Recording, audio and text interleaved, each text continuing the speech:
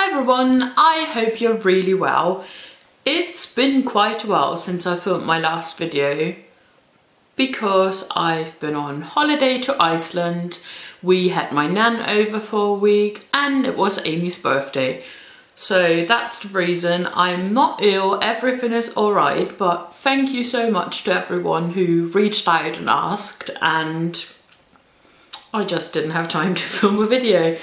But I'm back with something a little different today, and it's a video that's been inspired by Louise from Sprinkle of Glitter, who has done a video featuring some of the favourite books that she reads to her little girl. And I thought, well, we read all the time, so why not share our favourites? And that's exactly what we're going to do today. So let's dive straight in. Book number one is this book, which is called Jack's Amazing Shadow by Tom Percival. And I'll read out the blurb at the back and then show you some pictures so you get like a little overview of what it's all about. And the blurb on the back says, Jack and his amazing magical shadow are the very best of friends, but sometimes even best friends fall out. A lively story that's perfect for anyone who's ever wondered what their shadow gets up to when they're not looking. And I really like this one because it teaches children about friendship and forgiveness and admitting your mistakes and apologizing when necessary. And it's really nice and colorful actually. And there are great illustrations in here showing you what Jack's shadow gets up to. And you'll have to read to find out if Jack and Shadow actually do make up in the end, because I'm not one for spoilers. Another book that we really enjoy is this one. And it's called Monstersaurus, and it's by Claire Friedman and Ben Cord. And the blurb at the back says, he's big, he's hairy, but is he scary? Meet Monstersaurus, a brand new character from the creators of the best-selling Aliens Love Underpants. And it's really bold typography and really boldly colored pictures or illustrations. And this one's great fun. Amy loved it, like with things exploding and experiments going wrong, because it's about a little boy who wants to create a monster. Let's see if he succeeds. The next one is a book that always makes me cry because it's just so beautiful, and it's called The Path to the Stars. And on the back it says, does the path in the garden really lead to the stars? That's what Barnaby Bear says, for a little girl once told him so. But the little horse wants to see for himself, and one day, when the window is left open, he boldly takes a leap to seek the stars and find the little girl who used to fill their lives with laughter and love. And this is so adorable. Like literally, I'm weeping by the end of it. And it's been illustrated in a more traditional style. That's how it looks on the inside, and it's gorgeous. And I've picked this up as part of the 10 books for £10 deal that the works have on, like literally all the time. And obviously this is not sponsored in any way, but I like the deal, and I think it's great to pick up lots of different books and like little presents for birthday parties or gift bags. And yeah, really beautiful, and definitely one that pulls on the heartstrings. I love it. Next up, we've got something a little different. I'm not normally someone who likes technology at bedtime or electronic devices, but this is an interactive storybook that Amy really enjoys. We've had this for 3 or 4 years now, and I've been sent it by the Hallmark PR a couple of years ago. And it's called A Day at Fairy Grandmother's. And it's an interactive storybook. And on the back it says, it's a beautiful day at Fairy Grandmother's castle, but she's lost her wand and needs your child to help. When you read the story aloud, Fairy Grandmother chimes in with a special question or choice for your child to make. Your child's answer will trigger an appropriate response from Fairy Grandmother and help her find her wand so she can create a big surprise. Depending on your child's decisions, this fun story has more than 30 magical possibilities. And hello, it's got a unicorn, absolute winner with little girls. So yeah, this one's probably a bit more girly, but it's great fun. I like it too. And you basically have like the text highlighted here, and whenever you read the highlighted passages, it starts talking to you. And funny enough, 3 or 4 years in and it's still talking. So I've never actually changed the battery, although there is like a little thing here in the back that allows you to do so. A great one, which I think would also make a fab present.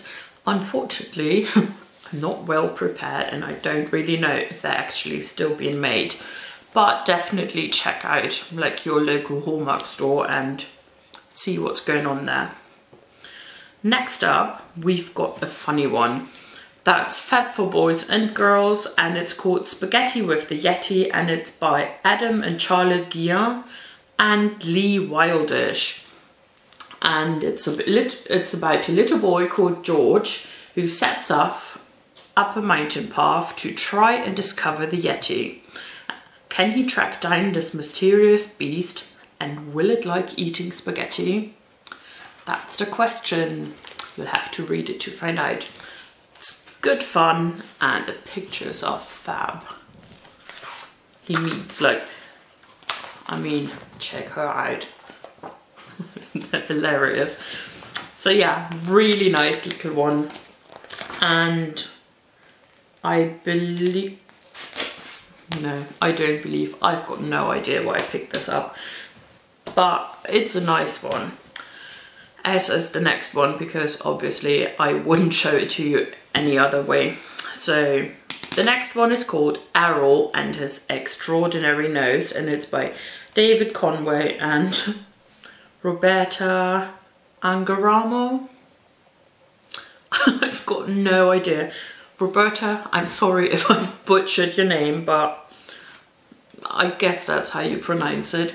And this one's got Errol on the front cover, and it says, the school talent contest is coming up and Errol doesn't have an act. He's clumsy and his nose looks silly, but Dad says everyone has a special talent. Can Errol discover his in time and give a star performance? He can. I mean, I just said I'm not one for spoilers, but this is really nice, and it's such a heartwarming story, and it basically teaches your children that everyone is special in their own way, which I think is such an important message to bring across, especially during this time and age where everyone tries to be better than the other one, and there's like bullying going on in primary schools already. And I think this one is a great one to read with your children if you want to teach them about tolerance and accepting others, even if they're different, or especially because they're different. A book that I was not particularly keen on reading, I don't know, for some reason the like cover put me off a little bit because it's so, I don't know, it just screams candy shop, doesn't it? But it's called Lulu and the Treasure Hunt, and it's by Emma Chichester Clark. And it says, Lulu is very excited to be taking part in the new trick school treasure hunt. She can't wait to go and find a clue. If only she hadn't promised to look after little Bonnie, who can't run as fast as all the others. But as Lulu discovers, sometimes being small can come in very useful. And we've read this book a couple of times now, and it's actually got a really lovely message about friendship, accepting others being different, and you see there's a little bit of a theme going on here. But I think that's such an important feature to instill in your kids, or like a message to teach them, that I love books like that. And it's really beautifully illustrated actually, and there's so much to see in all the different pictures that there's lots to talk about with little ones at bedtime, because I don't know about your kids, but Amy always gets rather chatty when she's meant to go to bed. Don't know who she gets that from. Something a little different is this book, and it's a collection of 200 of Aesop's fables, and it's been published by Miles Kelly. And the back says, the fables in this collection have been read and retold countless times to children everywhere. Classic favourites excuse me, classic favourites sit side by side lesser known stories, many of which have been brought to life by charming illustrations. Each fable is accompanied by a helpful moral, And that's really true. The stories are really short, 2 to 3 pages probably, and the illustrations are lovely. That's just one example. And these are fab if you like need a really quick bedtime story but you don't want to skip it. And I like the little messages that it brings across, so the moral of the story. And Amy really likes these, and like pointing out what you can learn by reading the story. So that's a nice one, and I think this would also make a beautiful a beautiful present. Now let's feature a book that probably every single child, at least in the UK, has in their bookshelf or on their bookshelf, and that's not Stickman or the Gruffalo, it's Room on the Broom. And it's also by Julia Donaldson, illustrated by Axel Scheffler, and for some reason I've got a really scratchy throat. I'm sorry. And it says, the witch had a cat and a very tall head and long ginger hair which she wore in her plaid. How the cat purred and how the witch grinned as they sat on their broomstick. What is it? As they sat on their broomstick and flew through the wind. And it's just one of these beautiful books by Julia Donaldson with the witch here, who comes across lots of different animals and goes on an adventure with them, flying on her broom. And I really like the rhyming scheme in this, and I think it's fab for especially little ones who sometimes might lose their concentration during the bedtime story, because I think rhymes always suck you right into the story. At least that's how it works for me, and I think this is fabulous. So definite thumbs up from us. It's one of our all-time favorites. One of the books that I personally love, and that's also getting me a little bit emotional every single time, is The Something Saw by Tony Mitten and illustrator and illustrated by Russell Ito. And it's about this tiny little creature on the front who basically hatches from an egg, and we don't know what he actually is. So he goes on a quest to find out who his parents are, and it's really beautiful. He comes across lots of different creatures and has to encounter scary situations and goes through swamps and dark forests. And on the back it says, crick, crickle, crackle, look, it's an egg. Crick, crickle, crackle, out comes a leg. Long, long ago, where the dinosaurs roam, a cute little creature bursts out of an egg. But what on earth is it? A Something-a-saw? And where is its mummy? Join the brave Something-a-saw on a daring quest for family, love and home in this funny rhyming story from two highly acclaimed picture book creators. I love this a lot and I would thoroughly recommend getting this. It's beautiful for boys and girls and it's still one of our all-time favourites. Last but by no means least, I shouldn't film videos when I don't know.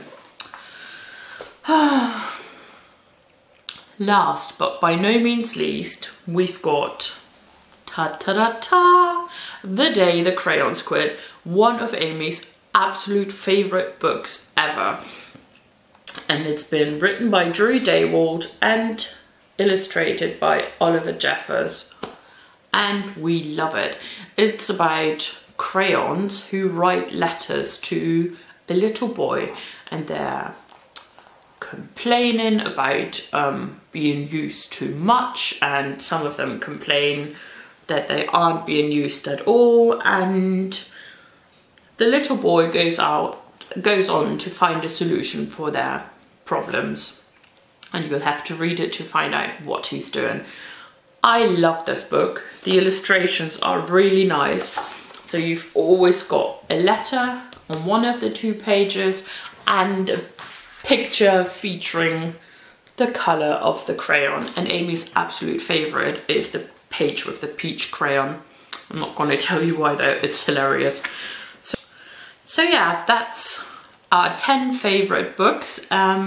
If you fancy, leave us a comment down below telling us what your favourite children's books are, what you like to read with your children, or maybe even what you read when you were little, or what your parents read to you. We would love to know because we're always buying new books to read. We're massive bookworms in this family, and books are always something that I'm always happy to spend money on.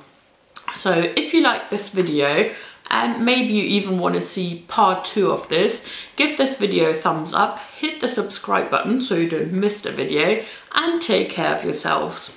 Until next time, bye bye.